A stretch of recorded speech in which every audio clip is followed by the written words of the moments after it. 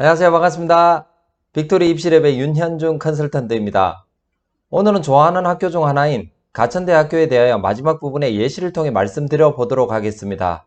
물론 가천대학교만의 사례는 아니니까 계속 한번 살펴봐 주시면 좋을 것 같습니다.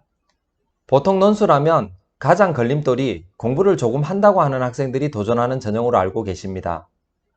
올해부터는 약술형 논술이라고 기존과 다른 방식이 생겨서 이 부분에 대해서 한번 알려드리도록 하겠습니다. 저희 빅토리에서는 논술 공부에 대한 방법은 알려드리진 않지만 최근 가장 많은 상담을 받은 부분이라서 한번 준비해 보았습니다. 그럼 본격적으로 출발해 보도록 하겠습니다. 논술고사에서는 한 번쯤 보셔야 되는 부분이 바로 경쟁률의 차이입니다.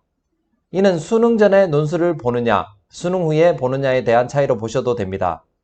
또한 이는 경쟁률을 보실 때 한 번쯤 전년도에 대해 언제 시험을 보았는지 잘 살펴보시면 되는 상황인 것 같습니다.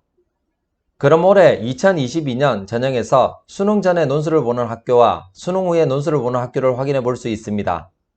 또한 예를 들어 연세대의 경우 원래 작년 기준 수능 후에 수능 전으로 변경되었고, 가톨릭대의 경우 작년 의예만 수능 후에 보았는데 올해 모두 수능 후로 변경되었다는 것을 확인해 볼 수 있습니다. 아무래도 수능 전과 수능 후의 차이는 경쟁률을 보면 알 수 있다고 했는데 아래 도표는 연세대의 논술 전형 경쟁률입니다. 수능 전이 훨씬 경쟁률이 낮다는 것을 보실 수 있으실 겁니다. 이런 현상은 수능 전에 시험을 보게 되면 20생의 입장에서 준비해야 되는 부분이 너무나 많고 그만큼 부담이 되기 때문에 나타나는 현상이라고 보시면 됩니다. 전체적으로 경쟁률만을 가지고 판단을 내리기는 어려우실 겁니다. 그럼 논술 전형에서 확인해야 될 부분을 제가 8가지로 한번 요약해 보았습니다. 첫 번째, 수능 전, 수능 후 언제 시험을 보느냐, 이것이 중요하고요. 두 번째, 인문 계열로 볼 것인지 자연 계열로 볼 것인지. 세 번째, 경쟁률. 네 번째, 3년치의 정보를 확인하시는 겁니다. 그리고 다섯 번째, 모의 논술 풀어보기. 그리고 여섯 번째, 기출문제 풀어보기. 일곱 번째, 각 학교에 나와 있는 논술 가이드북 확인. 그리고 마지막으로 여덟 번째, 선행학습 영양평가서를 확인하는 방법입니다. 이 중에서 일곱 번째와 여덟 번째를 한번 잘 봐주시기 바랍니다. 기존에 그 학교에 어떤 방식으로 논술이 출제되었는지 확인할 수 있는 소중한 자료입니다. 우측에 보이듯이 학교 입학처 홈페이지에 들어가시면 자료들을 받아보실 수 있습니다. 이 화면은 제시 문장에 대한 출제 의도와 제시된 자료와 정보가 고등학교 교과 어디에서 출제가 되었는지 확인할 수 있는 내용입니다. 다운로드된 자료에 이 부분이 있으니 확인해 보시면 될 것 같습니다. 또한 이 화면은 논술에 대한 문항 분석 결과를 요약한 내용과 각 문항별 어떤 방식으로 나왔고 마찬가지로 근거가 어떻게 되었는지 알 수 있으니 꼭 확인해 보시기 바랍니다.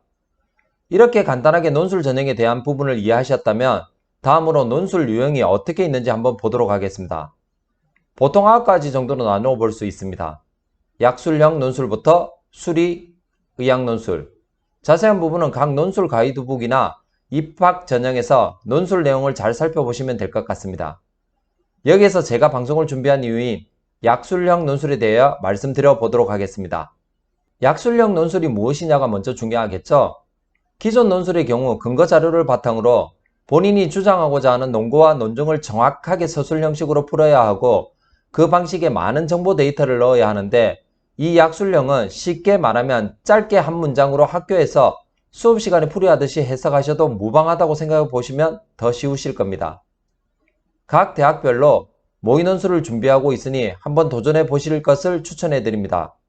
참고로 가천대의 경우 7월달에 논술 모의고사를 준비하고 있고, 고려대 세종의 경우 입학처 홈페이지에 논술 가이드북을 다운받아 보시면 페이지 마지막 부분에 문제와 함께 풀이도 작성되어 있으며, 수원대의 경우 7월 이후 홈페이지를 확인해 보시면 될 것 같습니다. 참고로 고려대 세종 약학과의 경우에는 약술형 논술로 볼 수 없다는 점 알려드리며, 수원대의 경우 아직 특별하게 예시 문제를 볼 수 없다는 점 해주시면 좋을 것 같습니다. 그럼 제가 좋아하는 학교 중 하나인 가천대의 경우 모집 인원을 보시면 논술 전형으로 많이 선발한다는 부분을 보실 수 있으실 겁니다. 기존 적성고사 인원이 그대로 넘어왔다고 보면 되는 부분이며 해마다 다양한 변화를 시도하고 학생들에게 여러가지 입시의 문을 열어주고 있는 가천대를 희망할 경우 한번 도전해 보실 것도 권해드립니다. 벌써 마지막 페이지네요. 가천대에서도 확인하실 수 있으시지만 약술형 논술의 출제 방향과 준비 방법이 제시되어 있으며 출제 범위 및 평가 기준, 평가 방법에 대하여 잘 나와 있습니다. 또한 약술형 논술의 경우 국어와 수학에 집중하셔야 되며 수능 준비하는 차원에서 기존 EBS 교재를 함께 보면서 반드시 준비하셔야 된다는 점을 알려드립니다. 쉽게 설명하고 있다고 해서 무조건적으로 내가 4등급, 5등급, 6등급 내신을 보유하고 있으니 한번 올인해 봐야지 한다고 하면 안 됩니다. 전부 약술형 논술에 6개 카드를 사용하는 것이 아니니 한 번쯤 논술 문제가 나한테 맞는지 시간 내에 정답을 다 풀어낼 수 있는지와 정말 중요한 수능 최저를 맞출 수 있는지 확인해 보시기 바랍니다. 학생들이 많은 정보를 통해 상향된 학교에 입학하여 행복한 생활을 할 수 있도록 빅토리 입시랩이 항상 좋은 정보를 나눌 수 있도록 하겠습니다. 감사합니다. 대학 합격이 어렵다고? 과연 그럴까? 너도 할 수 있어. 수시 어렵지 않아. 내가 도와줄게. 우리가 있잖아. 학생이 다치지 않는 입시.